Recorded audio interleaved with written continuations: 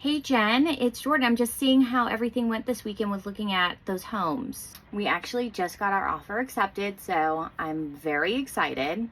That's so amazing. Congratulations. Okay, great. So what will happen is the agent will send me over the contract. Anything that I need to know, I just haven't heard from him yet. So anything like a quick closing, no, he said 30-day closing. They accepted it at 3:05, and I think that's it. So he should probably be sending it over soon. I'm sorry, did you say 3:05? Yep, it was a multiple bid situation, so we won it at 3:05. Okay, but we went over this a few times now. So 250 was the max, not only of your budget that you wanted to carry on a monthly basis, but also the max that I could qualify you at. Right, but you also said there was a little bit of wiggle room depending on taxes and insurance. Right, but also if you remember, I said that if you wanted to go anywhere near or above the 250 mark, you needed to send me the property so I could run the taxes and insurance. Jordan, I don't know what you want me to do. We were in a multiple bid situation. It was late at night. I wanted this home, so we ran with it.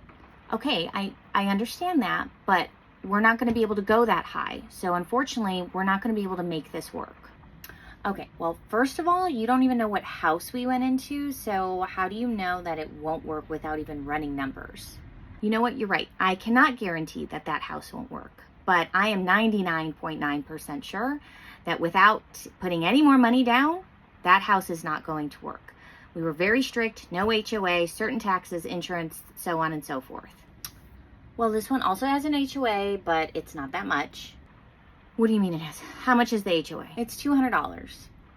A year or a month? A month.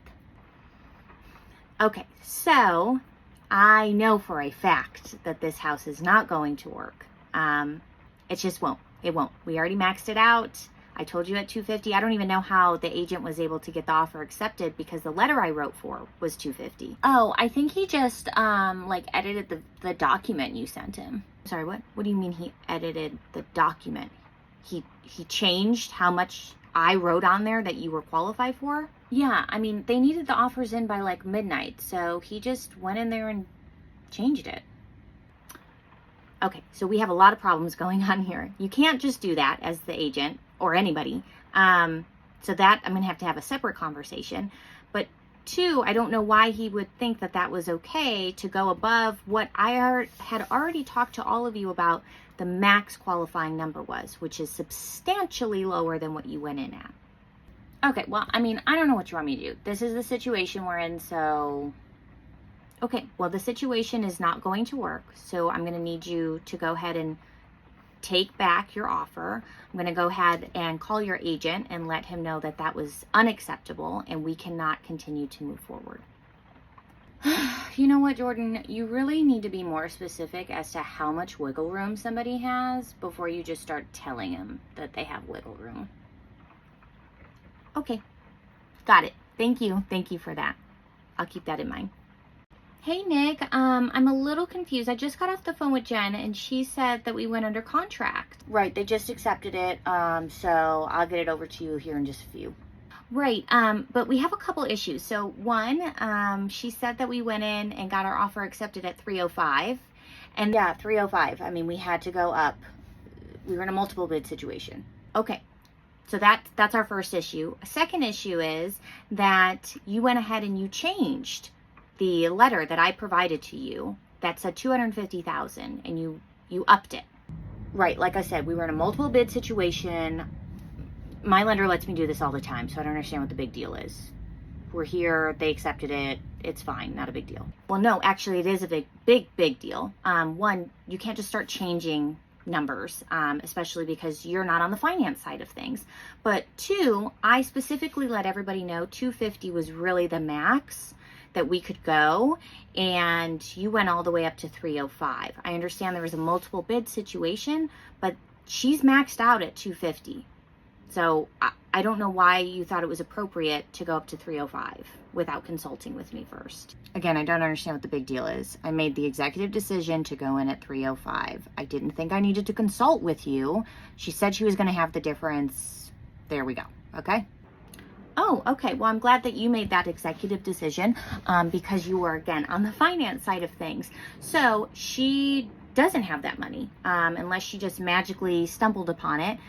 There was no conversation about having any additional funds, especially another $55,000. So that's going to have to be a conversation I'll have with her. But moving forward, you can't just start doing things like that without talking to me first. I mean, we're under contract, so you're welcome. Okay, I'm gonna have my TC send it over to you. Give her a few minutes and you can figure it out.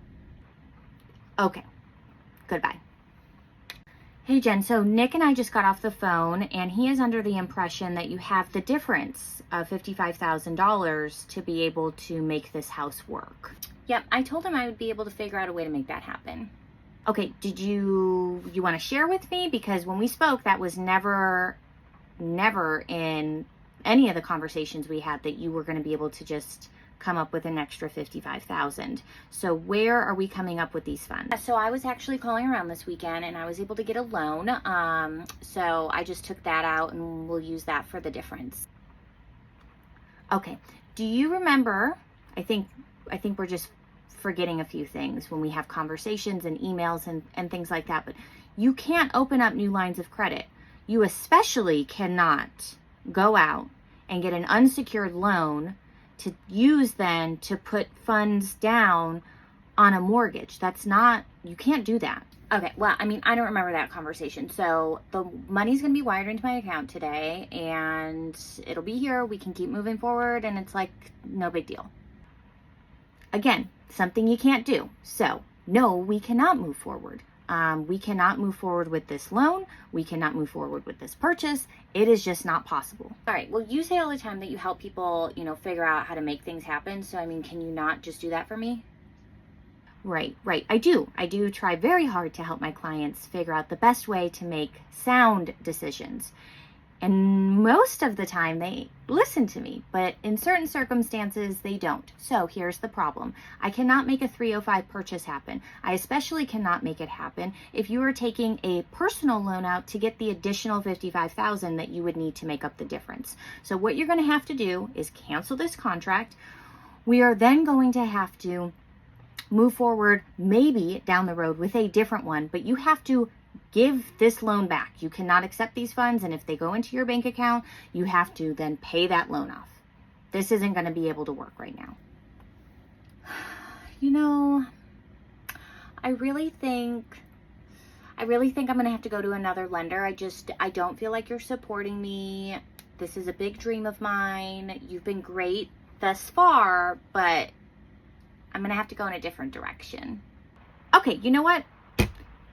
That's okay. That is totally fine. You go ahead and you go with another lender and explain the situation that just unfolded, and then you let them help you figure out how to make this work, okay?